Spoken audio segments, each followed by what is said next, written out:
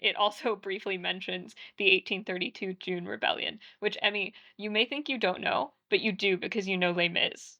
Les Mis is about the June Rebellion in 1832. I don't know Les Mis. At all? I mean, I like very vaguely know like French Revolution bread songs, and that's about it.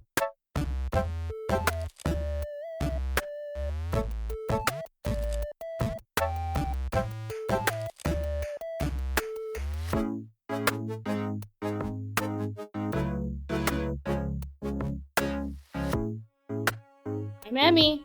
I'm Annie. And this week we're playing Aviary Attorney.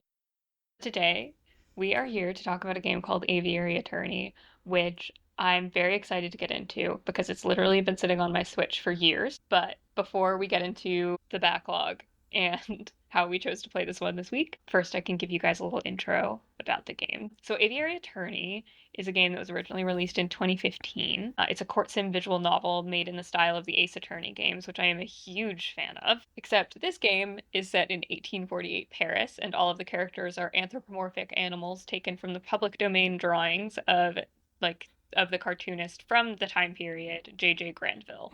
Specifically, this is from a collection that he illustrated called The Public and Private Lives of Animals from 1877.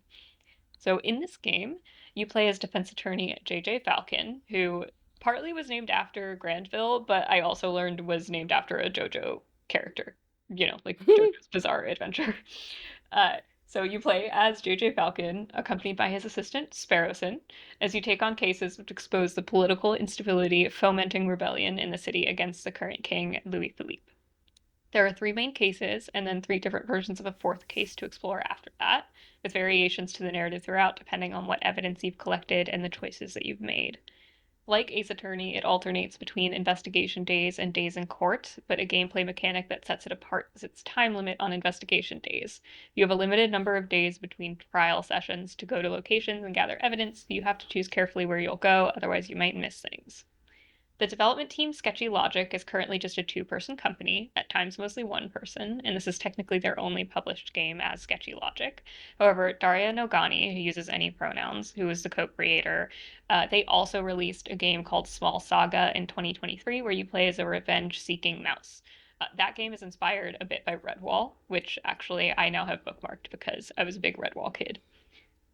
Aviary Attorney was originally partly funded by a Kickstarter that raised £19,000 and was then put into Steam's Greenlight program. In 2020, a definitive edition was released for a Nintendo Switch, and a couple years later, that's where I bought it on sale, where it has languished until now. So, Emmy, when we were going through the games that we have sitting in our Steam Nintendo Switch backlogs, I mentioned the name of this one, and then we decided to play. What made you want to play it? Yeah, I had heard of Aviary Attorney before. I didn't realize that it was released back in 2015. I had in my head that it was much more recent than that. It's good to know that the characters are actually from J.J. Granville's illustration, because I wasn't sure whether it was it's just inspired by the sort of style of drawings he did of animals, or if they actually took them No, from. totally taken from. Although, so Mandy Lennon was one of the artists on the game, and she did a lot of the taking the images, improving them for an HD screen, animating them because all of the figures, the anthropomorphic animals, they blink and do make some expressions throughout the game. So all of that, of course, was added in. There was a lot of archival effort to make it presentable for the game, but it was all public domain. I read an interview with Daria and a bit of reference from Mandy talking about how they happened upon this as a subject, and it was because they were going through archives of public domain images and music that they could possibly use, and they stumbled upon Granville first, and they were like, this is perfect. So that was sort of, the game spiraled from there. And they actually saw a court scene in the collection that they used, and they were like, oh, we can do an Ace Attorney style game with these images, no problem. In a way, it's similar to Death of the Reprobate. Reprobate, yes. Our most challenging word, in that using public domain open images and animating them to create something really charming. Yeah, And the music is also public domain from the time period. A lot of it, anyway. I didn't get to researching exactly which parts, but yes. So J.J. Granville and the composer of a lot of the music, which was Camille Saint-Saëns. I did not take French in middle school, so all of my pronunciations are suspect from here on out. But they are actually credited as the lead character designer and the lead composer on the Kickstarter that got this game going, which is really cute and good. I will say I saw Small Saga on Steam when I was doing the research for this, and I thought, oh, Emmy's going to be obsessed with this. So we will maybe take a look at it later. Okay. For Aviary Attorney, do you think we should just jump into it case by case and our thoughts on it, or should we go overall first? I think it's worth, again, we should probably just always, on every game that we talk about, just set the expectation that we will talk about spoilers, because it's True. challenging to talk about the game as a whole without that. Yeah, this one definitely is more about narrative choices, so we are going to have to talk about the endings. And I will say, too, just as a preface to that, there were a lot of delightful little moments in the game that I think are still worth experiencing, even if we sit here and spoil the plot for you. Yes, I think like the experience of playing it is really delightful. Well, in that case, I will start with like a larger note, which is that when I first started playing, I was a little annoyed by how cribbed it all was from Ace Attorney, as someone who's super familiar with the games, because to me it wasn't reaching the heights of what Ace Attorney does. However, that was my initial impression, especially as somebody who loves Ace Attorney so much. But then I began to appreciate what this is doing differently, specifically with the investigation days mechanic. In Ace Attorney, it's very scripted. You aren't really allowed to move forward until you've collected all the evidence that you need to collect. In this game, it lets you miss things. And that does lead to different endings to different cases. So it's more of a time management thing on investigation days to make sure that you're choosing the right things to get the ending you'd like. And that also is aided by the fact that in this game, you can easily go back to previous days to redo what you've already done. That got a little tedious for me when I needed to replay a lot and there was no way to skip through dialogue that you'd already read, for example. But I really appreciated that. I thought that was really well crafted. And for such a small team, I think they anticipated a lot of possibilities of having evidence or not having evidence that were then accounted for by the game. Yes, I agree. It kind of goes back to our conversation again with Death of the Reprobate about a game that lets you break it or counts for you breaking it, kind of. It's like not quite breaking it, but like it's diegetic, right? So instead of it being like you can't move on until you get this thing, if you don't get this thing, you can move on and it will change the ending. It feels crafted in a very smooth way of there's never something that is interrupting. It's just like, we're gonna work with whatever sort of you do. And I think that is like a really, really great approach that feels really good. With regard to Ace Attorney, I mean, it's obviously very clearly it's inviting the comparisons, right? Even just from like the not guilty or like guilty like overlays, like looks exactly the same. Or, you know, from the name itself. Yes. I've only played the like trilogy that they released on Switch, and you've played like all of them, right? Yes, mostly all of them. Yeah. So for me, it actually felt immediately like an expansion of Ace Attorney, and I think that's because I've only played those three. So since I've only played like the ports of the early ones where they are a little bit more simplistic, to me, immediately it felt like Aviary Attorney was expanding quite a bit on it. Okay. Gotcha. I want to talk about the first case, actually. And again, subverting the genre conventions of Ace Attorney. In the first case, you are introduced to your two main characters, JJ Falcon and his assistant, and you are approached by a desperate client whose daughter has been accused of the murder of Monsieur Grenouille. She's this rich kitten, essentially. And you go investigate and you defend her in court. And from the evidence that you find, it seems that a different rich person, her father's business partner, it looks like he did it. So you accuse him, he gets put in jail, and your client gets off scot-free. And after that, she's like, thanks for defending me. I did do the murder, but like, thank you for getting me out of that. Really great. And then immediately JJ Falcon goes and gets drunk because he is so sad that he actually aided and abetted a murderer. What was your reaction to the ending? I found it really interesting, and I appreciated the like, because that does happen sometimes. Right? Yeah. Well, and also the setting matters, right? Because like part of the Ace Attorney games is sort of like a satirization of the Japanese justice system, where like there's a hugely high, like huge conviction rate, right? And so you would imagine that like in that environment where you're a defense attorney, you're getting a very small percentage of people not convicted.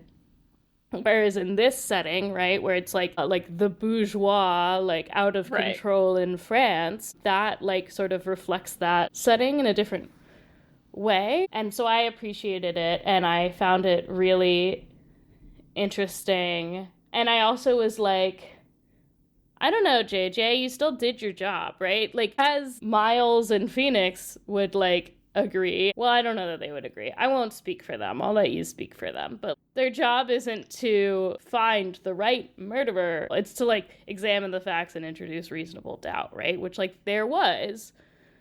But also the lion isn't just convicted, he's executed. Yeah, I was gonna say, then they literally execute the lion later, and that is your fault. Yeah. I did wonder if it was built in at all. I didn't look this up, so actually I'd be curious to see if you did. I was wondering if it was possible to get your client off while also not accusing the lion and making him get in trouble for it. But I think that that's actually kind of important for the game and its discussions of what it means to get justice. So I think that probably that's cemented. I appreciate that. Not only is that like, so one, it's a small case to get you going and familiar with the mechanics of the game, which the Ace Attorney games also do, right? Two, it's an interesting inversion of like, well, whoops, they're actually guilty. On its face, it was actually correct. And three, it isn't just like an initial thing that's like, oh, and now he feels bad about it. It is relevant to one of the endings. It's relevant to one of the endings, and there's a different part of the game where JJ is knocked out and having kind of visions of the past, and one of those visions is the defendant in that case that he helped get away with murder haunting him. Yeah, I liked that it actually stayed. My thought on it too was, oh, this is how they're letting you know that this isn't just an Ace Attorney ripoff. We're going where Ace Attorney didn't have the balls to go until the second game. So yeah, that was also how I was feeling about the very first tutorial episode there. Then that brings us into the second case. Oh, there was actually, before I want to bring up the second case, I do want to bring up the fact that the dialogue is pretty delightful. It's not attempting to be historically accurate in any way. There are a lot of like not modern jokes, but the language is pretty modern. There's a lot of bad puns coming from Sparrowson, which is also very in the Ace Attorney spirit. But there's also just like throwaway really funny things that I wrote down because I was enjoying it so much.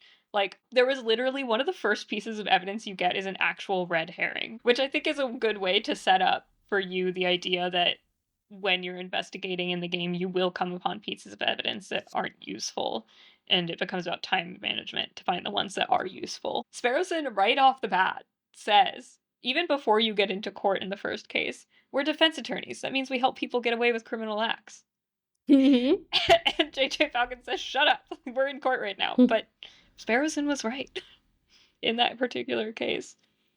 As we talk about the like expansion of the genre, I did go into it thinking like, okay, this is like a like sweet little game that has Ace Attorney mechanics, and most of the delight from playing it will be from like Ace Attorney is fun, and the like differentiator is the visuals, and like the dialogue was sort of when I was like, well, this will be just really charming because of the visuals and the dialogue. And then I was really pleasantly surprised by how much I enjoyed the story and how much exploration of themes and the setting it does was like such a delight and really made it like this is like a near perfect game to me.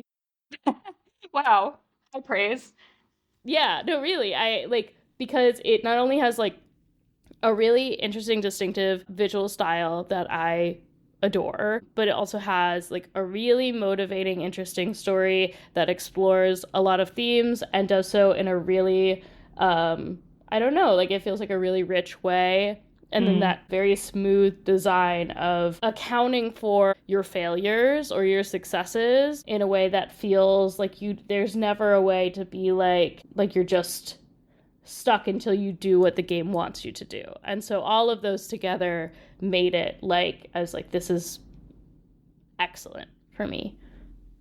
It's also a short game. I thought it was the perfect length for Mm. what it was. Yeah. I think about 10 hours Yeah. total, maybe a little more depending on how deep you get in replaying things. Yes, both of us played all three endings. I was doing a bad job with time management before I even hit the first ending. The developers clearly are giving you a message of like, we want you to see the multiple endings. Like, they explicitly tell you, like, you do something different in this case to get a different ending. And so I agree that skipping dialogue might have been helpful because I did find myself just like click, click, click, click, click, click, click, speeding through it so that I could see different endings. So that's like one place where the ease of it could be improved, but that's like such a Just nitpick and yeah, small thing. yeah.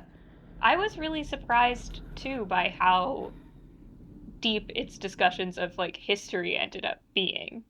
Even though it's ahistorical in a way, but I don't know about you, Emmy, but when I saw that it took place in 1848 when I first opened the game, I was like, "Oh," because 1848 is like the rebellions of 1848 is what you immediately think of across Europe, which That's not started. what I immediately think Oh, of.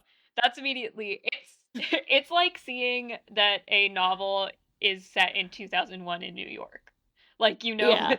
you know what's coming at the end of the year. So if you see 1848 in Europe, that's immediately where my brain goes. And then they started bringing in discussions of it goes back even because what's pivotal to the plot is the 1830 July Revolution, which is what put Louis Philippe, the then king, in power. And then it also briefly mentions the 1832 June Rebellion, which, Emmy, you may think you don't know, but you do because you know Les Mis. Les Mis is about the June Rebellion in 1832. I don't know Les Mis. At all? I mean I like very vaguely know like French Revolution bread Mm-hmm. songs, and that's Yes. about it. Annie said that she was excited to be a know-it-all, and I told her that I'm a know-it-none. Super good for this. Because like I my partner was sitting next to me while I was playing, and I was having him like Wikipedia French Revolution stuff because I was like, I thought there was just the one. There were a I thought there was few. just the one, and I was like, I'm confused. I thought this was like, and I think also I didn't pay much attention to the description of the game. I'm like, it takes place in like the 1800s somewhere. Right. So That was also what I thought. I didn't realize until opening it up that we were about to get gnarly when it came to Rebellion.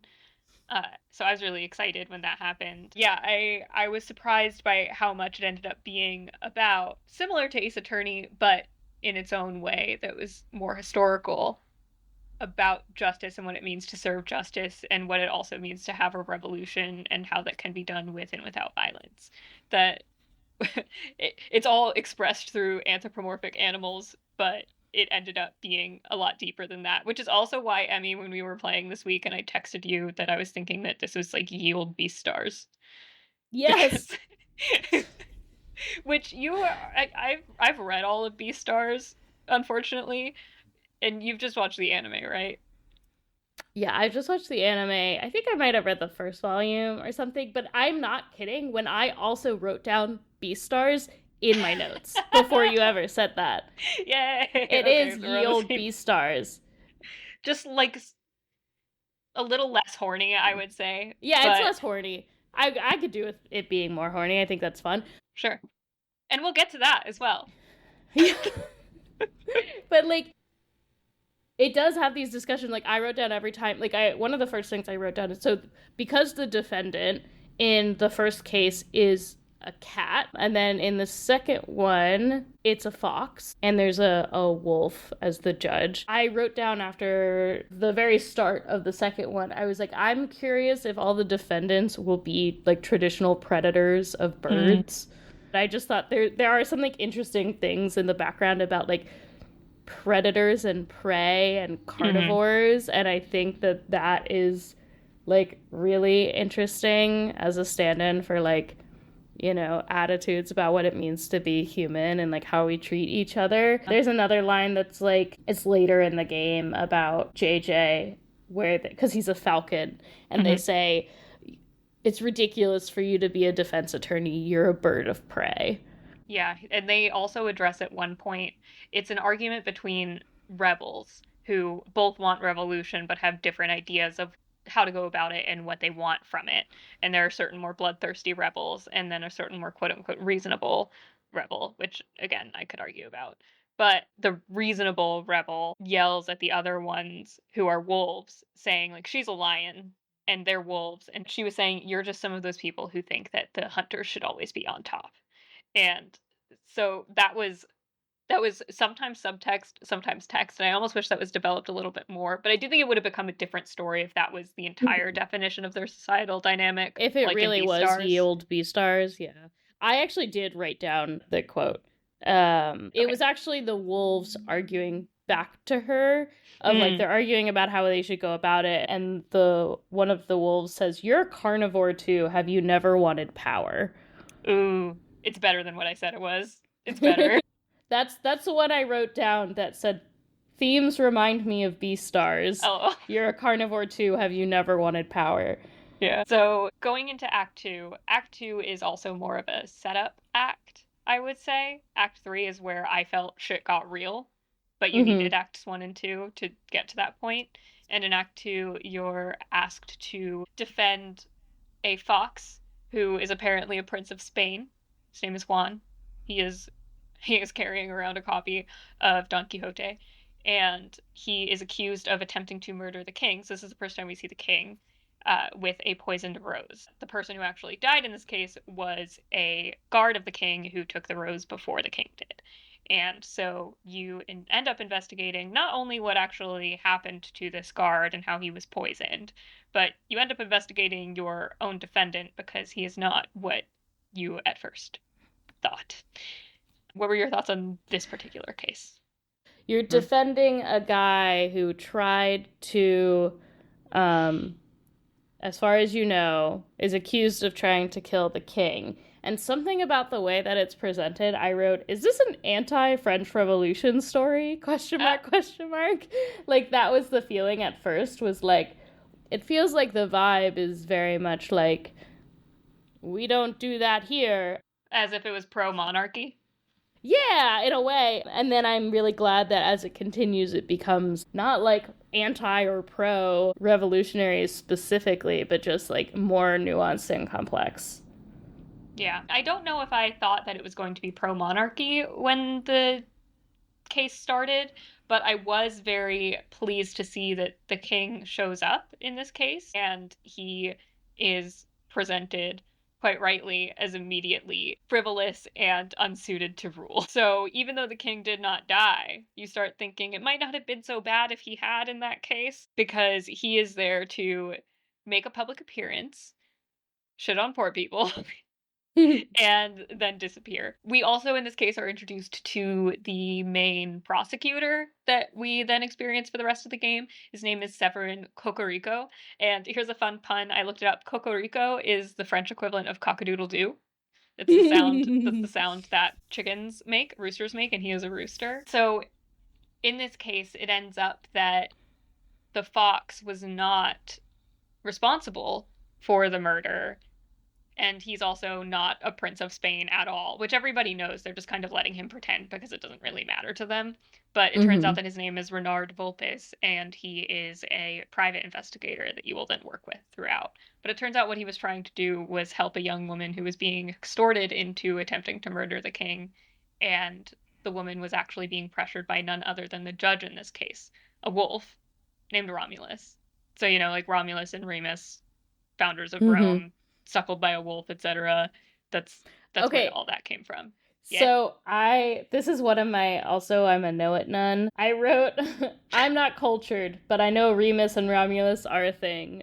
Yes, they are. So yeah, the history there is apparently Rome was founded by two brothers, Romulus and Remus, who were abandoned by their parents but taken in by a she-wolf, and so their mother was a wolf. And then they go on to found Rome. And there's also divisions between the brothers in the myth, which then, as we see, comes into play because in this game there is also a Remus wolf brother, and they are planning together, but sometimes not so together, about how to revolutionize the country. My other know-it-all bit, Renard Vulpes, his name is just Fox Fox. Renard is it's the French word for fox, which also comes from the folkloric Reynard the Trickster Fox. There's a series of folk tales about him. And then Vulpes is just the Latin for fox. So Mr. Fox Fox was that guy. The other thing that I wrote down is I wrote down Renard Vulpes, call me. Yeah. Yeah. He can get it. He was my favorite, I think, in the game, perhaps. So then after that, we move into Act 3. And Act 3 is where shit is getting real because the police are aware that rebellion is fomenting among the people. They're trying to shut it down by shutting down these banquets where people in the streets can actually connect with each other and organize. But it's also a case where Valerti, who is the old rooster, brings you and Cocorico together and asks you to figure out what's going on with the rebels. Act 3 is actually where the time management kicked in for me, and I learned I was bad at it because there's a lot that can go wrong here when you're looking for an arms dealer and you're trying to talk to rebels. And I did it all wrong. I think I texted Emmi like, I fucked up. And it does lead you to one of the endings in particular, but there was a lot that I replayed in Act 3. Yeah, that was where I was replaying like maybe 3 times. There's basically 2 things you need to do. One thing is investigating the rebels. So you're sort of going around, you're trying to find this arms dealer, the Croque Monsieur, who is actually the Croc Monsieur. Yeah, because they got a lot of mileage crocodile. out of that pun. Yeah, that one worked well for me. So that's your main thing you need to do. The other thing is that Sparrowson, in the previous case, poisoned himself with a chocolate wrapper to prove that it was so poisoned. Good. It was so funny. I love Sparrowson, my precious son. So dumb. Did you catch that his name is Sparrowson? Yes, I did. That's ridiculous. I love him so much.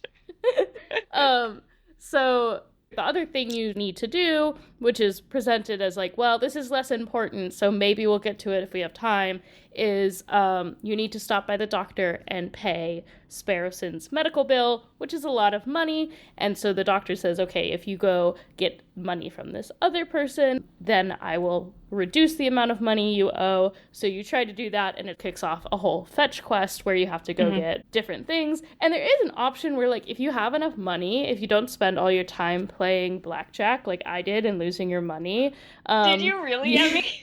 I forgot. Okay, I did forget to mention one thing that separates it from Ace Attorney is that you do have some money in the game that you need to spend sometimes, either to get info out of people, to buy a service. But you can also gamble it away by playing blackjack. Yes. And you gambled it away? I gambled some of it away, and I think I did actually have enough money. So one option is, like, you can go do a bunch of fetch quests where, like, you can get the string that you need if you pay him, like, 2 francs. And then, like, get him, like, some chocolate, which you can actually get for free if you just ask for it to, like, negotiate. And he's really? like, here, it's for free. I paid for the chocolate.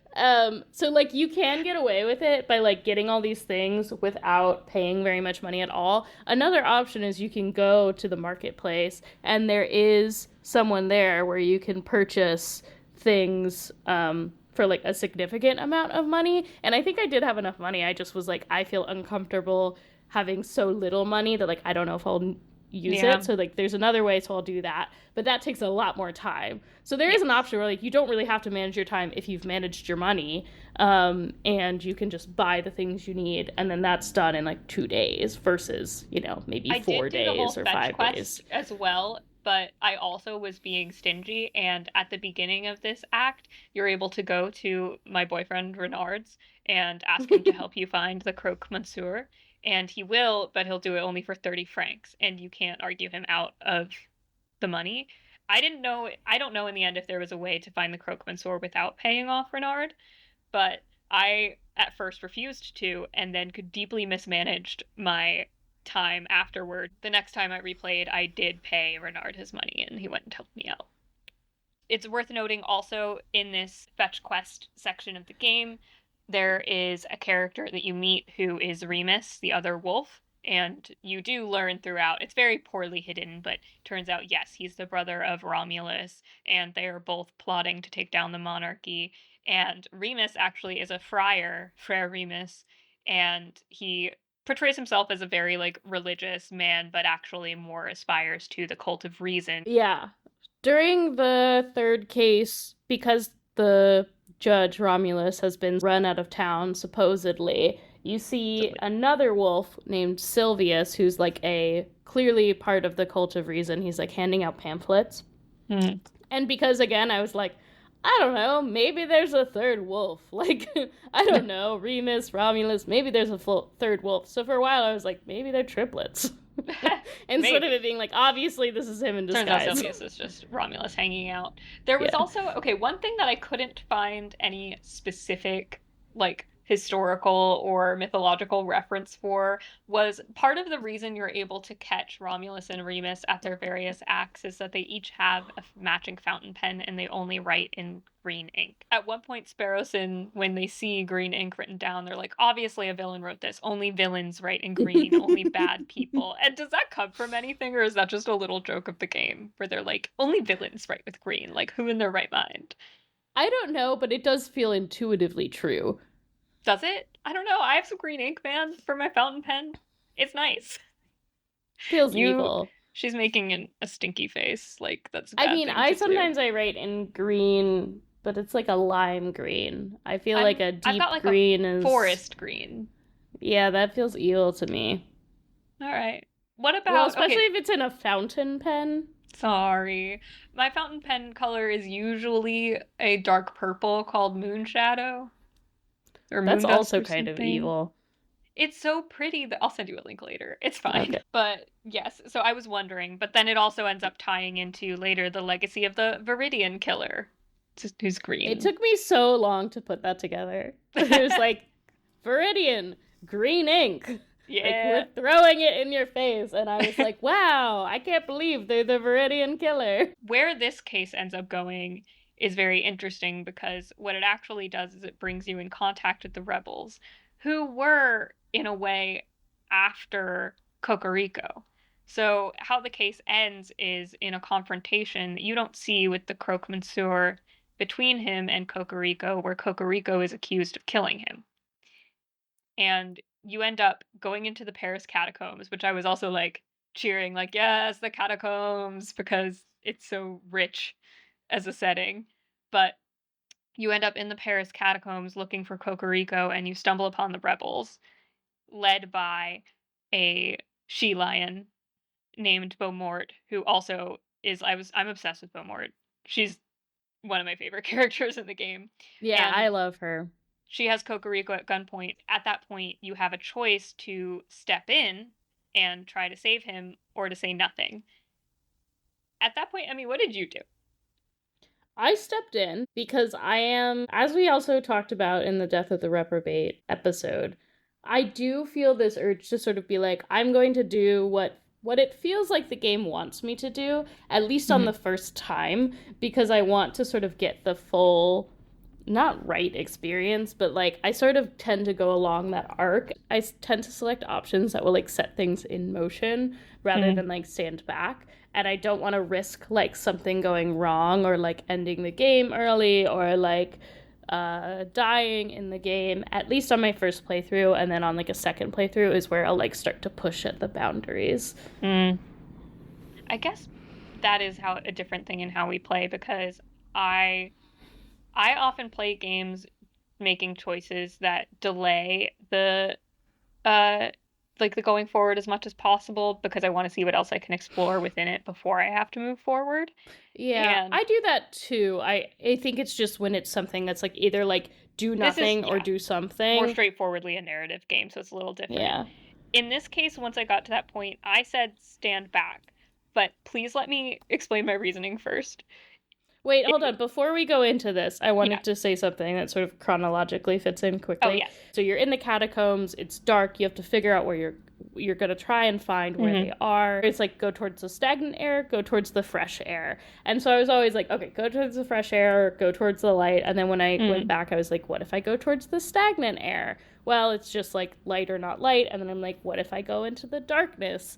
And then Sparrowson is like, no, you're an idiot. Like, go towards the Oh, light. really? Is that what happens? I never Yes, tried that. but I was kind of hoping that there would be something like in the darkness, that there was Mm. like some kind of payoff for like getting lost in the catacombs, Like you'd and maybe instead run you into just Romulus or something. yeah, or some kind of extra scene or something that you found, or even a separate ending. Which I know it's like a lot to ask of like, what if you put in a fourth ending? But I do wish there was like instead it's like it's impossible to actually get lost, and I wish Mm-hmm. that was like a real threat of like you can get lost down here, and Mm. like maybe something horrible will happen in the darkness. Oh, God. Yeah, I think that's actually specifically why I didn't go towards darkness. I was like, I want to get to the real part where I will make real choices. But good to know that they just kind of put up guardrails in that situation. Yeah, but that was one of those cases where I was like, well, I do wish that they had accounted for this Mm-hmm. like failure mode in a Yeah, different way. the bad ending. Um, Different bad yeah, ending. but getting back to the real choices, and please explain why you did not want to step in to say something for your poor schoolmate. Well, first off, he's mean to you. No, that isn't actually the reason I liked Cocorico, though he is mean to Falcon. Because apparently they went to law school together, they have a little bit of a history, but not as intense a history as Phoenix and Miles do. I wasn't sitting there like, now kiss about them, as I normally would be. Oh, Oh, were you? I was sitting there thinking, now kiss about them. Oh, okay. Well, then that's another difference between us.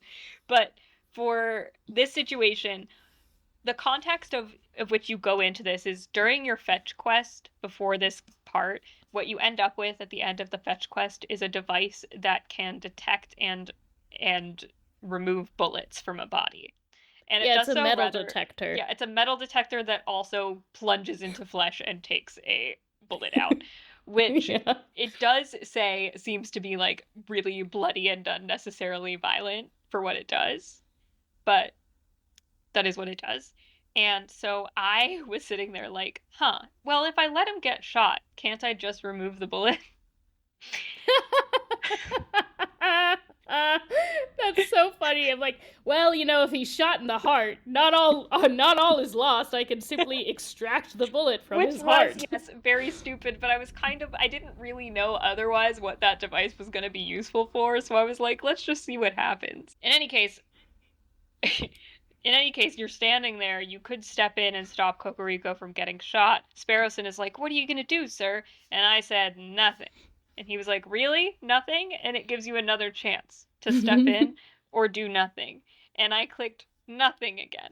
And guess what? Cocorico gets shot. For real. You can't save him. And that brings you to ending 4A, Liberté, which is the quote-unquote the bad ending in a few ways. Not that bad, actually. Like, I thought it was going to be more tragic than it was. But that was at Yeah. the point where I texted Emmi, like, I fucked up. And I replayed and then got to ending 4B instead. And ended up playing that one through to the end first. Oh, So I did 4B, yeah. 4A, 4C was my... Yeah, me too. And also, it's Liberté, Égalité, Fraternité. Yes. Yeah, I played through 4B. The developers are clearly encouraging you want to see all the endings because there's different information that's revealed with each ending that gets you to have complete understanding of the background of all of this. Yeah. Well, we should probably talk about how Act 3 actually ends before we get into the Yes. 4A, Yeah, B, and yeah, C of it all. But if you do step in, then you start a trial, essentially, where you say, hey, Cocorico deserves due process, and Beaumont, who's holding a gun to his head, eventually you can convince her to say, okay, yes, let's do some due process. And if all goes well, and you collected all of the evidence that you needed in time, in terms of time management during the investigation, then you are able to prove that actually Cocorico did not shoot the Croque-Monsieur, but Romulus did, and tried to pin it on him. So you drag Romulus Yes. out from the shadows, Silvius, Romulus, etc., and then there's a bit of an argument between the rebels, because what Beaumont is also doing is like gathering people and weapons in an attempt to overthrow the king very soon. And so you all end up getting away, but then in 4B, especially through talking to Beaumont, who is so cool. I know that they're not convinced because she's so cool, but she's so cool. She's so cool. Yeah, I wrote, love Beaumont. And her first name is Leonie. Love Beaumont. I love a powerful woman who protects her people, but still says shit like, shut up, Piero, get off the stand. Yeah. Piero was one of her rebel underlings. He was a parrot with a nice top hat. And at some point, you do get to ask him where he got his hat, and he's so excited to tell you. I enjoyed them as well. Okay, so anyway, yeah, Piero, get off the stage. But in any case, through your discussions with her and the other rebels after case 3, when you go into 4B, Cocorico proposes to you that you and the Falcon try to preempt the rebellion by using the law to take down the king non-violently before anybody tries to come in, kill him, kill anybody else getting to him. And you agree. But you have to be the king's defense attorney. And as we already know, the king is maybe not worth defending, but you go around the city trying to collect, like, character testimonies about the king in order to defend him as the quote-unquote citizen king he was first put into power as. That was an interesting experience, don't you think? Yes. Going around and collecting the tales. And it's very interesting how you attempt to swing it as like a character defense for him. Doesn't he say like, here's a tip, get a job or something? Yeah, he tells a poor person, get a job, and shows them some money and then takes away the money. When you put that into evidence, you write it down as he tried to help a poor person by giving them financial advice. Yes. So you have to try to spin all of these things, and then you finally get to the trial, and he is being persecuted by Cocorico as he deserves, and Cocorico is saying, like, isn't it true that you hate poor people? This is one of the lines that I wrote down, and the king says, I don't hate poor people. I feel mild contempt for them, certainly, but don't we all? I died. I was like, God. But yes, throughout this, you also find out that he stole fish from a fisherman. He steals fish. He also stole a priceless artifact from a single mother and her child, which sent them into poverty. And luckily, you know, my boyfriend Renard Volpez does eventually make good with them and gets them their egg back. But in any case, yeah, the king, not a good king, not a citizen king, and you end up going through this trial to depose him. In the ending of this one, I didn't write it down. Is this the one where it gets interrupted anyway by the rebels trying to get in? Yes, the consistent theme throughout the endings is that Leonie, Beaumont, the rebel leader, is sort of trying to do things in a more nonviolent way, or at least can be convinced to do things in a more nonviolent way. And the wolves are like, that is insufficient. You need violence to make this kind of change happen. Yeah. And so both in ending 4C, they're the perpetrators of some violence or the causes of some violence that kicks off more violence, or in the 4B, which is what we're talking about, they set a bomb at the court, and then a fire is spreading, and you're interrupted in the middle of the trial as basically right about when he's going to be sentenced, or maybe right after he's sentenced, to be banished. But you can help him to escape or not. And I enjoyed that ending quite a bit. Partly because it is like the quote-unquote good ending. It's also an ending where, since you won the trial at the end of Act 3, people really respect J.J. Falcon as as a lawyer, and also you're able to clear him of suspicion from Valerti of being the age-old Viridian killer, which it was funny to think that he ever could have been that in the first place. But that comes way into play in Act 4A, way more than it does in Act 4B. And for that, I almost enjoyed Yes. Act 4A more. I think for 4B, it in a way it feels kind of like the most complete ending, probably because Yeah. like more people are alive. It's the longest of the three, but I think I too also really enjoyed 4A. Yeah. So 4A is probably, it's more dramatic in a lot of ways. 4A is what Mm-hmm. happens when you don't start the trial and you don't save Kokoriko. You And just let him die. You don't even try to not. yeah, You don't even try to prevent him dying. which again is what I accidentally did first thing. I thought my not preventing him dying was going to prevent him from dying. Sorry. Um, Nope. in any case, so in the aftermath of his death, JJ Falcon disappears and you're left with Sparrowson. So you actually play as Sparrowson for most of the case, and Sparrowson is asked by the police to prosecute Leonie Beaumont for a few crimes. One is inciting rebellion, two is killing Kokoriko, and then three is an extra crime that just happened that she was literally in jail for, so there's no way that she could have committed it. But it is the death of the defendant from the first case, the kitty who Mm. killed Grenouille. So I didn't expect the main character to disappear at all, Mm-hmm. like entirely. But what he does is he disappears and he also claims that he is the Viridian killer Yes. to Sparrowson, which is also nuts to think about. So because that means that Valerty, in that case, especially if it's the first thing you play, at first you go in thinking that that's correct, and Valerty is looking for his revenge against him. Yes. Well, and even I played it second and I still was like, oh, interesting. The endings change who the Viridian killer is. And then it turns out that's not quite right, but Right. I Yeah, thought, because you like, at don't first get I was the like, that's really interesting. you don't really get the full picture of who the Viridian killer is unless you play ending 4C.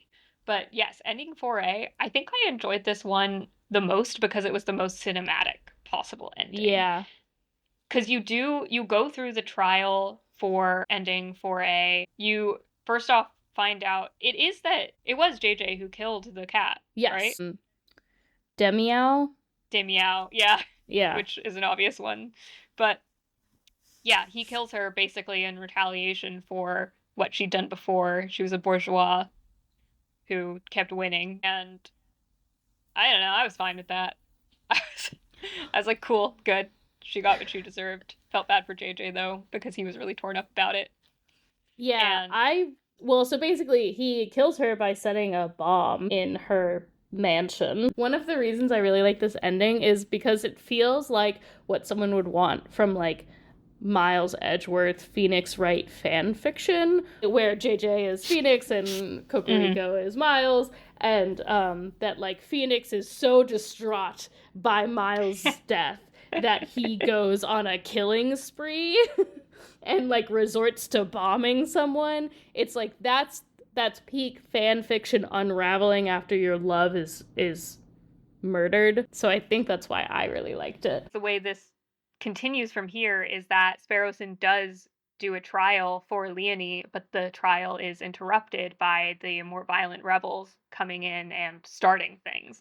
So Sparrowson then has the option of unlocking Leonie's chains or letting her remain in chains as a fire spreads throughout the building. And I, of course, let her go. I also, of course, let Leonie go. Yeah, because she rocked and was Yeah. correct all the time. Um, and so you can let her go and let her be free because there are a lot of conversations that you have with her about what it means for justice to be, like, served. On the other side of town, JJ Falcon is waiting for Valerty to find him. And he's wearing a skull on his head, like what is that Pokemon? Cubone and Marowak. Yeah, he's wearing a skull on his head like Cubone. Yes, to show that he's evil now. Yes. And it is so well done. I want to commend the team that animated that. By the team, it seems Mandy Lennon. It was so dramatically done. They are standing in silhouette on top of Notre Dame watching the city burn, and they have a duel. It's so good. I don't know. How were you feeling when this was all going down? Because I was sitting there like, yes, on my couch. Yeah, I was like, this is delicious. I hate that I just said that. This is It wonderful. was I love delicious, it. though. Finally, some It's good fucking delicious. food, you know? um, and yes, I'm trying to remember. It's like I don't think are you playing as Valerti You at are, and that that point? actually took me by surprise because the one action you get to take during this sequence is they're doing the duel, and you can wait as they count down or turn around and shoot early. I thought I was playing as JJ, so I turned around and shot early. But it turns out you're playing as Valerti, so my choice to do that shot my guy. I shot the Falcon early.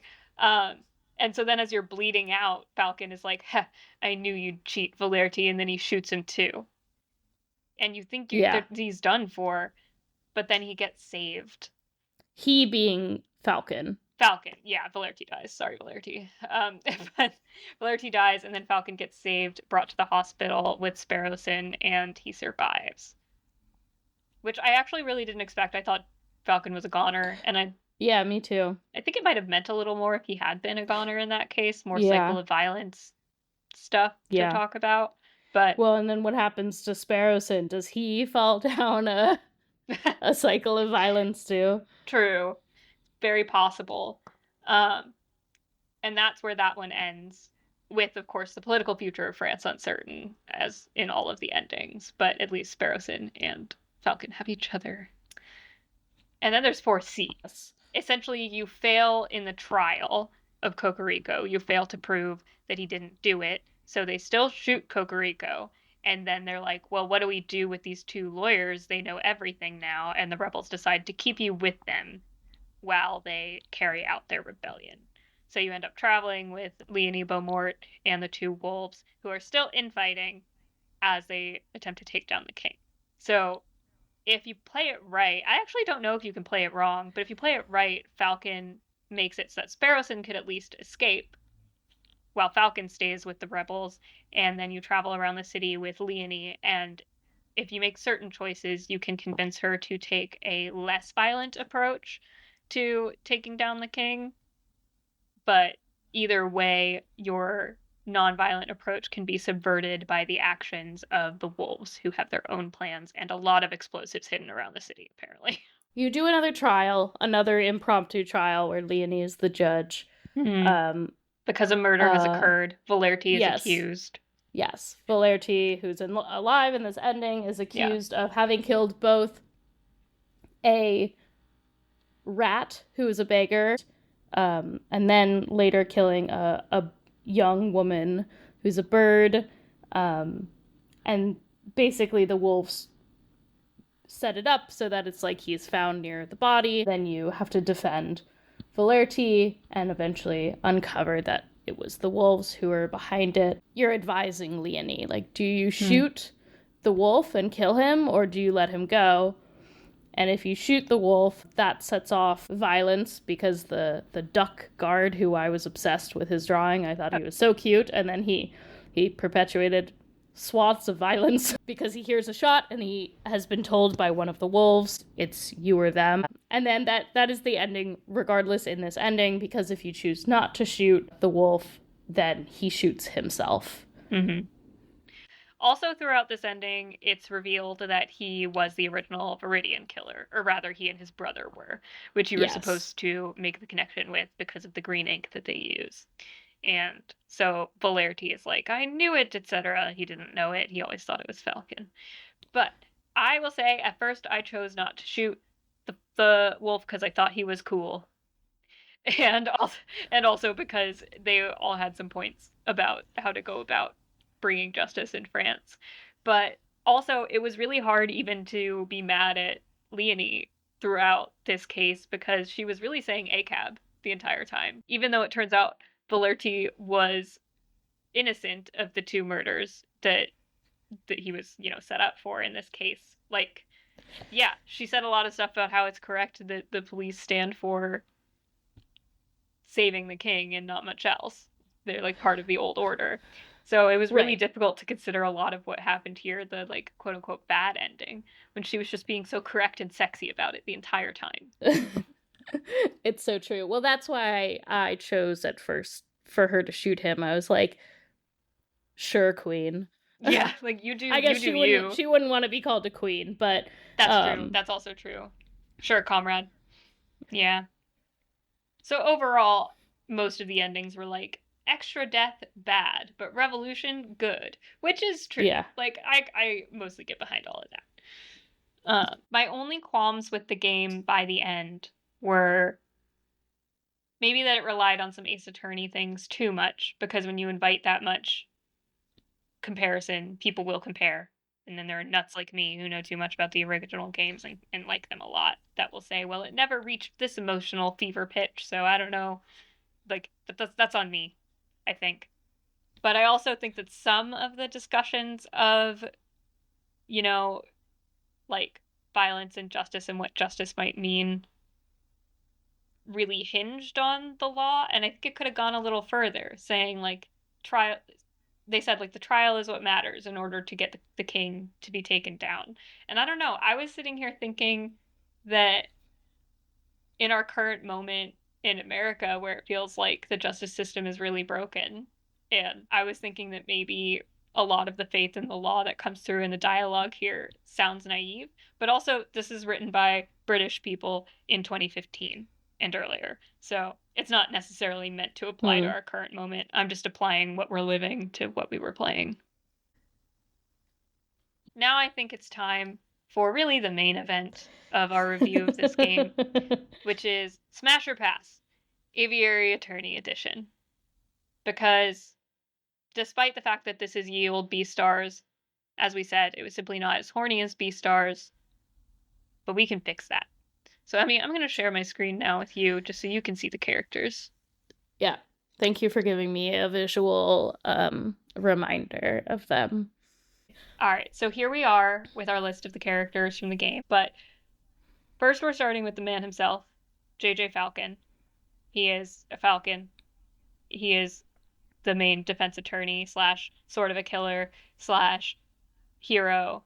And for me, Smash. Easy. Yeah. For me, also Smash. Although I don't feel that passionate about it. I'm like, yeah, okay, I'll Smash. Yeah. Like I guess I'm like more passionate about it than you, but he's not like my favorite. But I would say, yeah, Yeah. Smash. Like an attractive figure. Okay. Sparrowson, his assistant, who is a sparrow. Like, he makes puns. He's funny. He's a little bit of a romantic. He's wide-eyed. For me, pass. He is like a son to me. Yes. Sparrowson, For Sparrowson. me, also pass because I feel like he's the kind of guy that I would match with on a dating app and be like, he's cute. And then we go out on a date and there's just no chemistry. And I'm like, I think we would be great friends. But I have no kind of passion for you in any way. That would make him cry. Sparrowson, It anyway. would, yeah. Sorry, Sparrowson, but you're right to say it. Okay. Just Valerti, who is the, quote, grumpy war veteran turned police inspector. For me, pass, because he is too grumpy. And Yeah. he did, well, I chose for him to do this, but he did shoot early in the duel, and that was gross of him. That thing that I made him do. See, but when Falcon shoots early in the deal, I think that's hot of him. So I have True. So hypocritical really opinions. Yeah, pass for me as well. I think he just he is giving like older vibes in a way that feels like not. It just feels like you're my young grandfather. Yeah, in which case, not going to work for me. Okay, Severin Cocorico, the prosecutor who makes fun of JJ Falcon, and you basically decide whether or not he lives in this game. For me, Smash. Like, absolutely. He's really smart. Okay, interesting. He's got a strong sense of justice. Oh, wait, but it sounds like you don't feel the same way. Yeah, this is the first point where we diverge. I would pass, but I think that he and Falcon should smash. Oh, why are you passing, though? Like, why is he not for you? I just think he isn't. Like, I think he's a little too upright. Mm. Like, he's a little too rigid and For me, I'm like, ooh, like, challenge. oh, Yeah. interesting. Yeah, I think he's a little too rigid for me. He's like someone that I would try to like needle at a party and like irritate them, and then they would think I'm flirting with them, and then I would be like, no, I'm not interested. No, I would actually be flirting.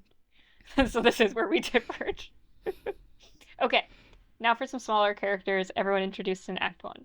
Dame Caterlin de Miao, who was the defendant in the first case, who ends up in Ending 4A being killed for her crimes of being a murderer and also rich.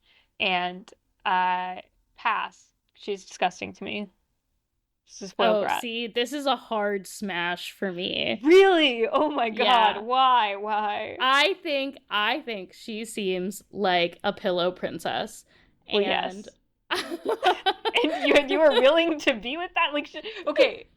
She also does seem like that's exactly why I wouldn't want that. I can't live with that.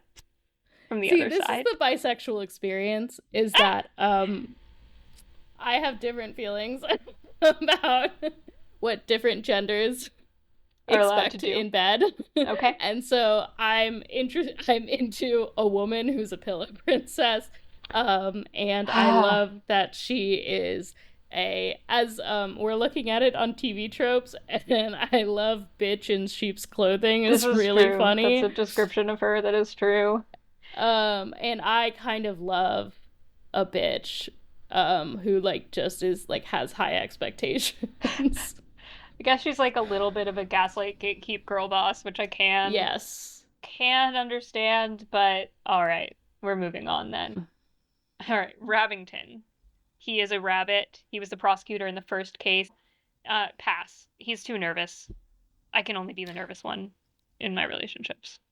Yeah, pass for me as well, because he's not very competent. If he was a woman, I could be into it. This is prejudice. Okay, Juan Carrito, who is the Spanish alter ego of Renard Volpes. I think we should treat Juan Carrito as a separate character. And I Juan agree. Carrito, absolute pass for me. Like, Yeah. the whole, like, He's Spanish toxic. prince shtick. Yeah, no thank you. Toxic. He seems like he wouldn't be very generous in bed. No, although he does have one of those, like, billowy shirts with a deep V of the 1800s, which is kind of fun, but it's in a very studied way, and I don't enjoy it here. Yeah, So. It is fun, but it kind of is giving, like, guy on Tinder who has a shirtless mirror pic. Yeah. And no thank you.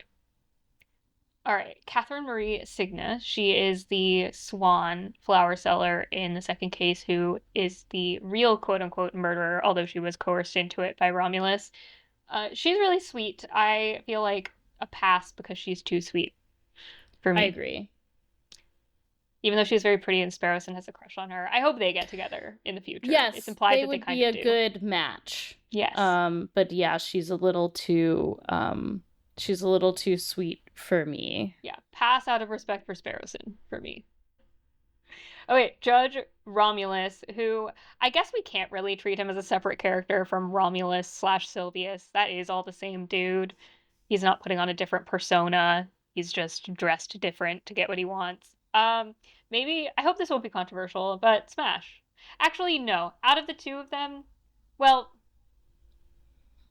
if I had to choose between the two of them, I would choose his brother instead, but generally a smash. Like, he's getting shit done. It's a wolf. Yeah, this is a smash for me, but I would regret it afterwards. Oh, absolutely. Yeah. All right, they put Fontaine and Pierrot together. Fontaine and Pierrot are the two rebels. Very different. Yeah, Fontaine is a beagle. Pierrot is a parrot. Fontaine is way more competent than Pierrot. For me, it's smash Fontaine, pass on Pierrot. I'm exactly the same. I think of all of the characters, the hardest smash for me is Fontaine. Wow. I mean, I wasn't really thinking about him, but I get where you're coming from. Like, he's so knowledgeable. Yeah, it's like Fontaine and then Demiao. Demiao! I can't believe this. For me, I want to be in the most toxic I relationship was with gonna say, but Damiao. she would treat you so bad. She would I treat you know. so bad, Emmy, and I I want better for you. know. But like Fontaine is like, if this was fuck, marry, kill, Fontaine would be Mary Oh, for me. yeah, I get it. Because he's not only he's a rebel and he's good at it. He is super helpful in two different cases because he like his special interest of guns is so intense. Like he knows all the stuff about the ballistics and all the different types. Yeah, he's really cool. And he even at one point you ask him if you can join the rebels when you're investigating and he's like, "I think you should stay out of it." Hmm. Like He's take like, care you of seem like a yourself. good guy. Yeah. Yeah. Also, he's tall. Also, he's tall. He really has He it all. seems tall. Yeah, and he's also like, a modern gun guy, not attractive. But like an Yes. 1800s like technical gun guy, that's competence to me. Full agree. Yeah. This is a PSA to all gun dudes currently. No, thank you. But Mm. Fontaine, on the other hand, now we're talking. Yeah. Okay. King Louis Philippe. He is a penguin who is also the king of France.